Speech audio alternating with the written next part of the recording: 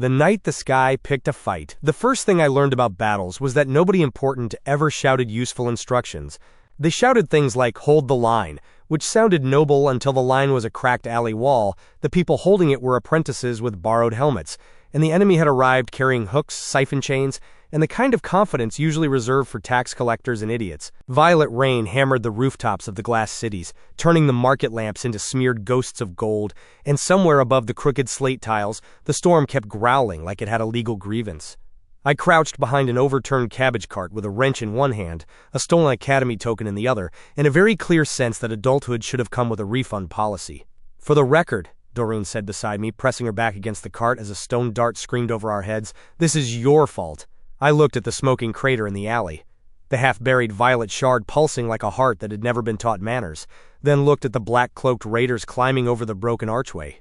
"That feels unfair," I said. "I only poked the glowing skyrock once." "Once was apparently enough," Doreen said, and she grabbed my sleeve as another blast struck the cart hard enough to spray cabbage leaves across my face.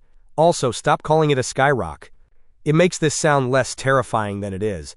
I spat cabbage out of my mouth and squinted through the rain. 3 vault-keeper clerks in polished gray were trying to form a measured defensive circle around the crater, each moving with the stiff panic of people trained more for ceremonies than murder. Across from them, 6 black harvesters advanced through the steam, their siphon hooks dragging sparks from the cobbles. The shard hummed again, and I felt the sound inside my teeth. My forearm burned where the crystalline scar had bloomed moments earlier, a thin violet line under my skin. Pretty, in the same way lightning was pretty if it was coming directly for your face. "Fine," I said. Glowing civic disaster. "Better?" Doreen gave me a look sharp enough to carve slate and said, "I am going to push you into the next crater." A harvester in a crow mask snapped his hook forward, and the iron tip bit into the cart, inches from my knee. "Step away from the fall site," the harvester called, his voice muffled behind black lacquer. "The first breath belongs to those brave enough to take it." One of the vault-keeper clerks raised both hands, palms glowing with a slow lithic pull as loose cobbles lifted around him. "By authority of the keepers of measured power, this area is sealed," the clerk shouted. "All unauthorized extraction is punishable by seizure, classification, or corrective labor." I blinked rain from my lashes and leaned toward Doreen. "Did he just threaten them with paperwork during an ambush?" I asked. Doreen shoved my shoulder down as the harvester yanked the hook sideways and ripped the cart apart. "Dorian," she said, "when I said talk less, I meant before the murder hooks." The cart exploded into splinters. I hit the cobbles shoulder first, pain bursting through my ribs as Doreen rolled beside me, and the shard pulsed again. The world became vectors, iron filings in the gutter, rainwater laced with forged soot, basalt under the street, heat trapped in a fallen lamp. I did not understand how I sensed it, only that every piece of matter around me suddenly felt like a hand waiting to be grabbed. That cannot be normal, I thought, which was unfortunate, because normal had already fled the alley wearing sensible shoes. The harvester lunged for Doreen, hook low and chain singing, and I threw my wrench because it was the only heroic option available to a person with no sword and poor planning. The wrench bounced off the harvester's mask with a flat, insulting clang. The man stopped. I stopped. Even Doreen stopped. "I expected more from that," I said. "You threw a wrench at a raider," Doreen said, hauling me up by the collar as the harvester raised his hook again. "What exactly was your strategy?" My palm brushed the cobbles, and the shard's hum snapped through my bones. "Improvisational disappointment," I said, and then the street answered me. Basalt surged up in a jagged lip between us and the hook, not a wall exactly, more like a living mosaic of enchanted stones yearning for adventure. The harvester's chain struck it, and ricocheted into a fruit stall, detonating pears into the rain. A vault-keeper clerk turned, eyes wide. "Who authorized that lithic displacement?" he yelled. I stared at the raised stone, then at my soot-streaked hand. "I would like to file as surprised," I said. Doreen looked at me with the expression she used whenever I lied badly, broke something expensive, or did both before breakfast. "Dorian," she said, low and dangerous, "what did you do?" "I may have borrowed the street," I said, and the words tasted ridiculous even before the alley tried to kill me again. The crow-masked harvester ripped his hook free and barked. He touched the Starfall. "Take the boy alive." That single sentence changed the battle. The other harvesters turned toward me with the sudden unity of street beggars spotting a dropped coin purse, while the vault keepers also turned toward me with the much colder interest of people who preferred property to remain quiet. "Alive," I said, backing away as my heel slipped in rainwater. That is usually reassuring. Why is it not reassuring? Doreen shoved a broken crate into the path of a charging harvester and shouted, "Because everyone who says it looks disappointed by the condition." A Pyrrhic bolt burst against the wall above us, showering sparks and plaster, and my lungs seized as heat washed over my face. The shard pulsed harder, dragging light through the puddles. I felt heat from the shattered lamp, stone from the street, metal from the hook chains, and something worse beneath the harvester's gloves. Living warmth, pulsing and forbidden. My stomach lurched at the touch of it. "No," I whispered, and I clenched my fist before that pull could deepen. The crow-masked man laughed. "Afraid of vitae, little ward?" he asked as he advanced. "Good. Fear means someone taught you manners." I backed into Doreen and forced my voice steady. "My manners are excellent," I said. "I only steal from streets, lamps, and occasionally public institutions, with unreasonable entry policies." Doreen elbowed me.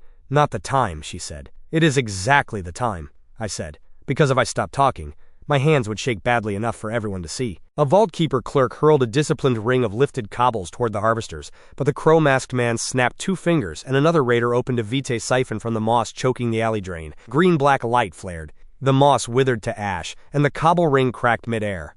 "Unsanctioned living draw," the clerk shouted, horrified. "That is a Class 7 violation." I ducked as half a cobble spun past my ear. "Wonderful," I said. "We are saved. He has identified the violation." Doreen grabbed my wrist, fingers tightening over the glowing scar, and her anger faltered into fear. "Your arm," she said. "Dorian, your arm is lighting up." I looked down as violet lines crawled beneath my skin, branching toward my elbow. The shard's hum became a command without words. "Take. Shape. Release." My mouth went dry. "I noticed," I said. I was trying not to be dramatic about it. The crow-masked harvester sprang, hook sweeping for my legs. I shoved Doreen behind me and reached without knowing where my reach ended. Iron leapt from the gutter in a glittering smear. Soot tore from the rainwater. Heat snapped from the lamp flame so fast the wick died with a hiss. The 3 affinities collided in my chest like badly introduced guests, and pain punched through my ribs, but I pushed anyway. A black-edged sheet of hot grit burst outward and struck the harvester's mask.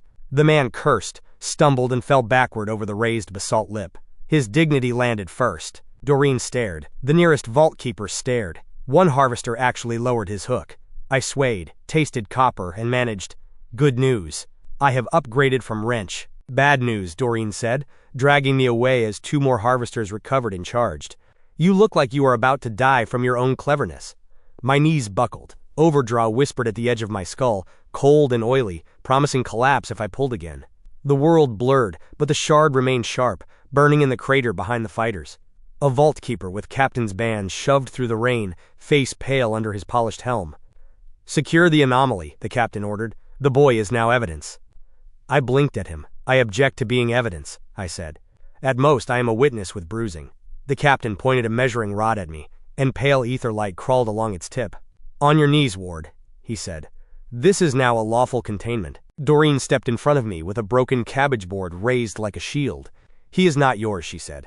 Her voice shook, but she did not move. I felt something inside me go still. The last little cowardly corner that kept recommending surrender for health reasons. The crow-masked harvester rose behind the basalt lip, mask cracked, blood dark at his chin. "No," the harvester said, laughing through his teeth. "He is not theirs. He is not yours either, girl. Things that fall from the sky belong to whoever survives the picking." The shard flared in answer, violet light washing over Vault-Keeper gray, Harvester black, and Doreen's rain-soaked face. I closed my fingers around the Academy token, still trapped in my palm, the useless little brass circle stamped with the motto of the Glass Academy of First Measures, Order Makes Worth. I almost laughed. "Doreen," I said, my voice low as the alley tightened around us, "when this is over, remind me to return my student token." Doreen did not look back. "Why?" she asked. I raised my burning hand as both sides charged. "Because I think I just failed order," the shard screamed. The alley answered. Stone folded upward, iron snapped sideways, dead lamp heat burst into a violet-edged wave, and I felt every eye in the glass cities turn toward me before the blast swallowed the street.